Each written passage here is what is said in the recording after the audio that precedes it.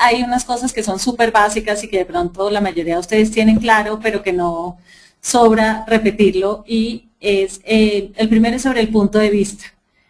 Creo que para cubrir las elecciones desde un punto de vista diferente es importante cubrirlas desde el punto de vista del ciudadano y de lo que le conviene al ciudadano y no al candidato. Eso suena obvio, pero en la práctica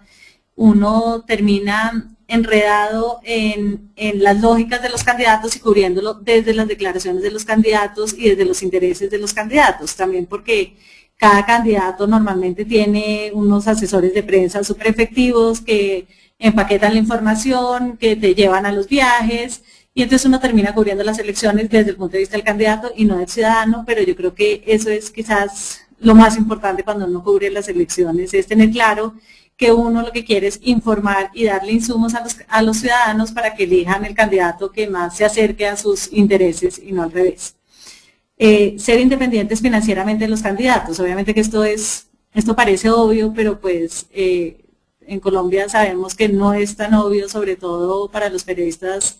regionales y locales, que de alguna manera tienen que conseguir la pauta de los candidatos, pero pues creo que sobre ese punto ni siquiera quisiera discutirlo, porque obviamente que si uno está pagado por uno de los candidatos, pues no está haciendo periodismo, sino está haciendo propaganda. El tercer punto, que creo que es lo más importante, es entender que las elecciones están inscritas en un contexto histórico, regional y político que supera a los candidatos específicos. Me parece que uno de los errores más comunes que cometemos los periodistas cuando comenzamos a cubrir las elecciones es que cubrimos las elecciones como si todo comenzara el día de las elecciones y como si cada candidato fuera como un aparecido en la escena pública y estuviera solo, sin relaciones, sin tener que estar como inscrito en unas dinámicas regionales. Después ya vamos a ver cada una de estas específicamente. El cuarto consejo es, hay que ponerle más atención a lo que hace un candidato que a lo que dice, porque obviamente decir cosas es muy fácil, hacer declaraciones es muy fácil, pero yo creo que el reto de los periodistas es trascender las declaraciones de los candidatos y realmente poder contar qué es lo que ha hecho. El quinto consejo es cubrir las elecciones antes del día de elecciones, durante el día de elecciones y después del día de elecciones. Normalmente los periodistas comenzamos a cubrir elecciones faltando un mes o 2 meses o cuando se declara como abierta la carrera, pero yo creo que es importante cubrirlo meses antes de que ni siquiera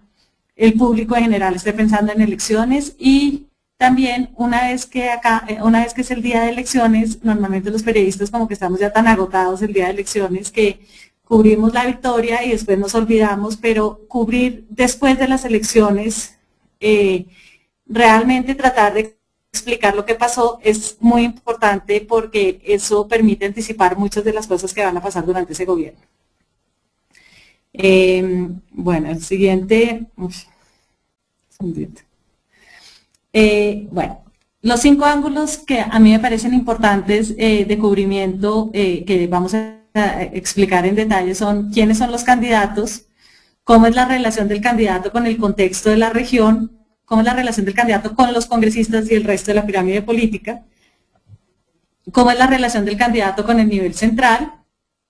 y las dinámicas de la sociedad civil que pueden afectar los resultados electorales. Para saber quiénes son los candidatos, ¿qué es importante? Entender a quién representa cada uno de los candidatos. Un candidato nunca está solo, así sea un candidato independiente, sí, o que se presente como independiente, el candidato siempre representa unos grupos específicos, unos intereses, y una forma de saber eso es mirar quién lo financia,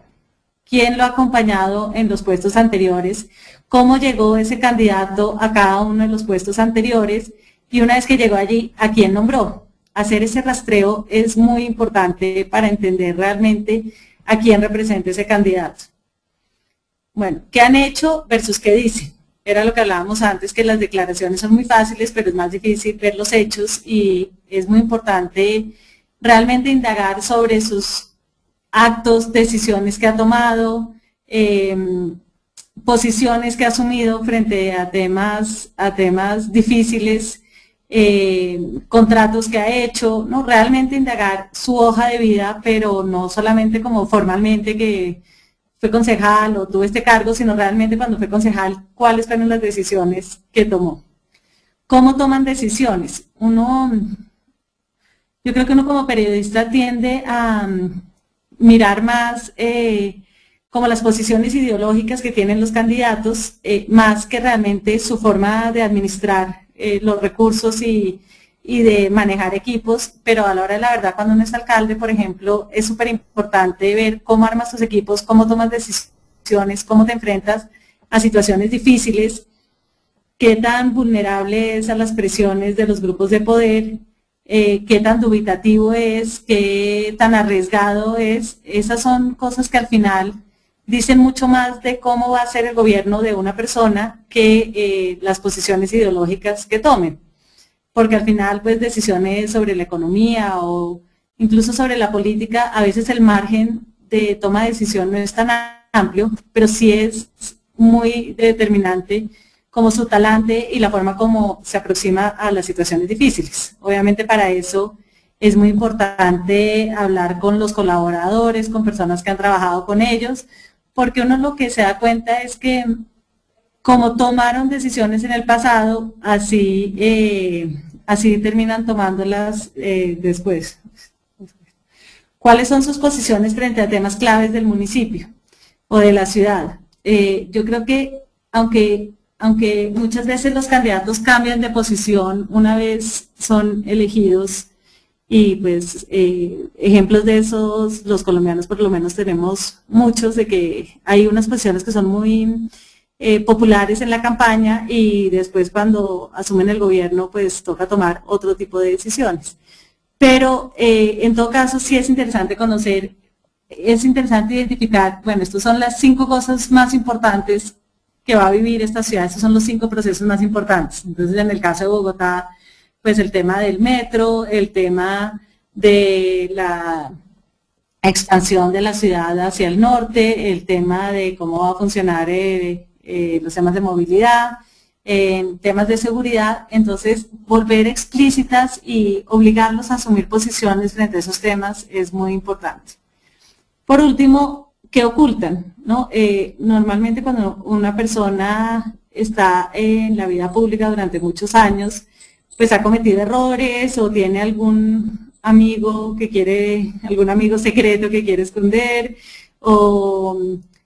tiene algunos financiadores que son complicados. Entonces es muy importante volver visible lo que ellos quieren mantener invisible. Y para eso volver a la audiencia del medio cómplice en esa tarea es fundamental. O sea, realmente es tan fácil como poner una cajita y preguntar si usted tiene más información sobre este candidato, por favor, mándenosla, y uno tomarse en serio esa labor de coger a la audiencia como aliado de uno en la reportería. En esto de quiénes son los candidatos, pues aunque ya lo dije a quién representan, el tema de la financiación de los candidatos es fundamental y es uno de los temas más difíciles. Porque obviamente ni a los que dan plata les gusta revelar que dan plata, ni a los que la reciben. Pero yo creo que la financiación es un tema que los periodistas tendemos como a demonizar, como si financiar a un candidato fuera malo, lo cual yo personalmente creo que no es malo, ni uno debe aproximarse al tema así, pero sí saber quién financia a los candidatos es fundamental, porque eso lo va perfilando como a quienes son cercanos, porque pues normalmente la gente no le da plata a un candidato que no es cercano. Entonces, quién le está dando plata, a quién es cercano, eso es fundamental.